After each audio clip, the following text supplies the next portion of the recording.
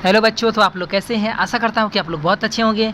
पिछले क्लास में हम लोग बात किए थे एजियोट्रॉपिक मिक्सचर के बारे में, यानी कि स्थिरवादी मिश्रण के बारे में। ठीक है, आज का जो मेरा लेक्चर है वो है अनुसंख्यक गुणधर्म पर। किस पर है? अनुसंख्यक गुणधर्म। ठीक है, तो ये आपका जो टॉपिक है बहुत बहुत बहुत ज़्यादा इंपॉर्टेंट है और आपके एग्जाम में से इसमें से 5 नंबर के सवाल आते हैं।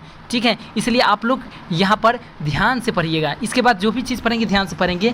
कोलिगेटिव प्रॉपर्टीज़ को बहुत ध्यान से पढ़ना है, इसलिए 5 नंबर का दम गारंटेड है कि आता ही है। ठीक है, मेरी बात समझ में आ गया? ठीक है, तो इसको आज हम लोग स्टार्ट करते हैं और बढ़िया से पढ़ना है। ठीक है, आज बात करते हैं कि अनुसंख्यक गुणधर्म है क्या। ठीक है, आखिर ये है क्या? ठीक, तो मैं आपको बता दूं कि ये विलियन का एक बहुत ही मोस्ट इंपॉर्टेंट टॉपिक है। विलियन का एक महत्वपूर्ण टॉपिक है और इसको हम लोग स्टार्ट करने वाले हैं। ठीक है, मैं बात करता हूँ अनुसंख्यक गुणधर्म किसे कहते हैं। ठीक है, आखिर ये होता क्या है? तो अनुसंख्यक गुणधर्म किसी भी विलियन का वह गुण होता है जो विलियन के किसी निश्चित आयतन में उपस्थित विलेय कणों की संख्या पर निर्भर करता हो।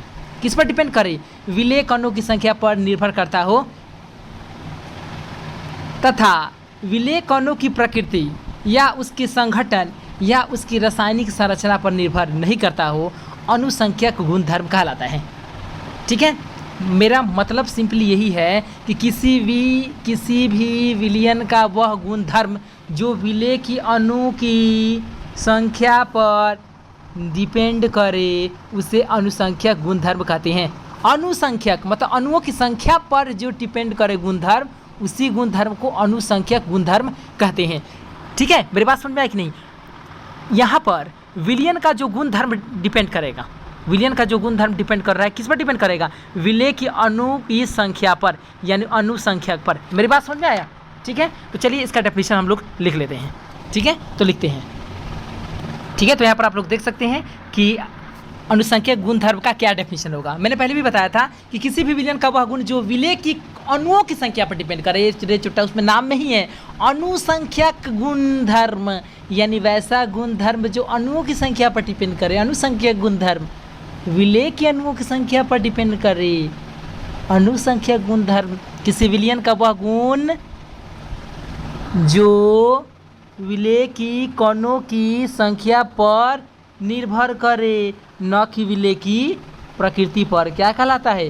अनुसंख्यक गुणधर्म कहलाता है। मेरी बात समझ में आ गया? अनुसंख्यक गुणधर्म किसे कहे? मान लीजिए एग्जाम में आ गया अनुसंख्यक गुणधर्म किसे कहते हैं, तो बिल्कुल घबराना मत। उसमें नाम में ही लिखा हुआ है अनुसंख्यक, यानी अणुओं की संख्या वाला गुणधर्म, यानी वैसा गुण, विलियन का वैसा गुण जो विलेय के अणुओं की संख्या पर डिपेंड करे।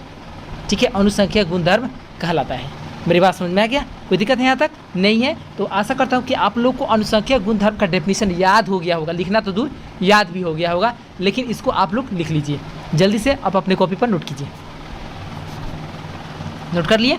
ठीक है, नोट करने के बाद अब बात करते हैं कि how many types of colligative properties. अनुसंख्यक गुणधर्म को इंग्लिश में कोलिगेटिव प्रॉपर्टीज कहा जाता है। कोलिगेट प्रॉपर्टीज मत कह देना, कोलिगेटिव प्रॉपर्टीज। मेरी बात समझ में आ गया? कोई दिक्कत है यहाँ तक? नहीं है? ठीक है, तो नेक्स्ट जो मेरा टॉपिक है वो है टाइप्स ऑफ कोलिगेटिव प्रॉपर्टीज। ठीक है, यानी अनुसंख्यक गुणधर्म के प्रकार। ठीक है, तो आइए बात करते हैं कि अनुसंख्यक गुणधर्म के कितने प्रकार होते हैं। ठीक है, मैं आपको बताते चलूँ कि अनुसंख्यक गुणधर्म के कुल 4 प्रकार होते हैं। कितने प्रकार होते हैं बाबू?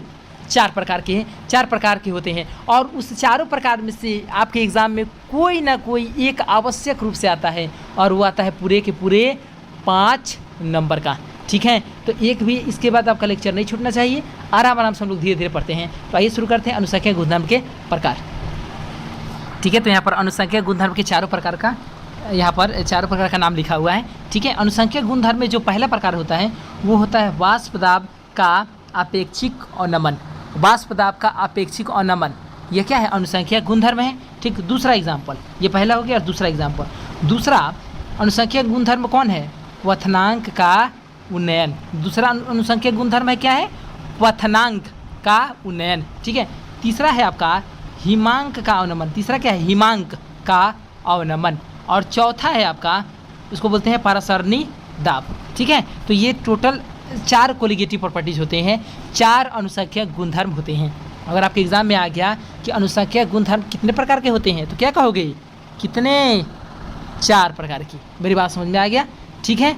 तो आइए अब अगला लेक्चर स्टार्ट करते हैं और स्टार्ट करते हैं वाष्प दाब का अपेक्षिक अनमन, ठीक है। अब आप लोग का कितने लोग का सवाल होगा सर आप इंग्लिशों में इसका नाम क्यों नहीं लिखे हैं, तो बारी बारी से एक एक टॉपिक हम पढ़ते जाएंगे। जैसे 1 नंबर पहले पढ़ेंगे, फिर 2 नंबर, फिर 3 नंबर, फिर 4 नंबर, ठीक है। ऐसे हम लोग टॉपिक पढ़ते जाएंगे, ठीक है। और एक इसमें से एको को अगर आपके एग्जाम में आ गया तो कितने नंबर का आएगा, 5 नंबर का। इसलिए आप लोग बढ़िया से पढ़िएगा, ठीक है। शुरू करें, ठीक है। तो सबसे पहले हम लोग शुरू करेंगे वाष्प दाब का अपेक्षिक अनमन। हाँ, एक चीज़ हम बोलना चाहते थे यही कि वो कुछ लड़के ये बोल सकते हैं कि सर ये चारों का नाम इंग्लिश में लिखे क्यों नहीं है, क्यों नहीं लिखे हैं, ठीक है। तो हम लोग बारी बारी से पढ़ेंगे ना, तो वहाँ पर इंग्लिश में हम लिख देंगे, ठीक है, ठीक है। इसको नोट कीजिए और अगले लेक्चर में हम लोग मिलते हैं और वहाँ पर हम लोग पढ़ेंगे वाष्प दाब का अपेक्षिक अनमन, ठीक है, ठीक है, नोट कीजिए।